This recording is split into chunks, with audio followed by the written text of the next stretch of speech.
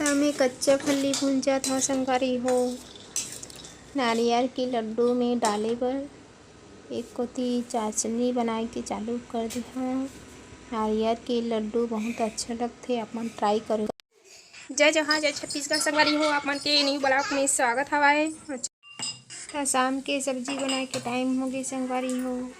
एक चूल्हा में चिंगड़ी बनत हवे और मोटा वाले हरा मिर्चा टमाटर में तल के बनाए हवे। पापा पर चिंगड़ी बनाए हवे, काबर की मोटा मिर्चा पसंद नहीं करे तो चिंगड़ी खाए करके चिंगड़ी बनावत है संगवारी हो। थोड़ा से हवे चिंगड़ी और भाटा बनावे ना तो अच्छा लगते संगवारी हो, कभी खाए हो तो चिंगड़ी भाटा रख बना के देखूँ संगवारी हो, बहुत अच्छा लगते। मैं नारियल के लड्डू ला बनाए की तैयारी चलत हवे। नारियल के लड्डू में फल्ली भी मिलाए हम, मस्त लगते संगवारी हो। कच्चा नारियल है ना, छोटे छोटे पीस में एकदम पतला पतला काट के सुखो दे रहे मैं धूप में, तो एकदम मस्त तेलहा अच्छा लगत रही संगवारी बना। तो नारियल के लड्डू बन के तैयार हो गए संगवारी हो। नारियल के लड्डू ला कैसे बनत हो तो देख सकता अपन मस्त पाग आए हवे संगवारी हो, अच्छा बंधी से।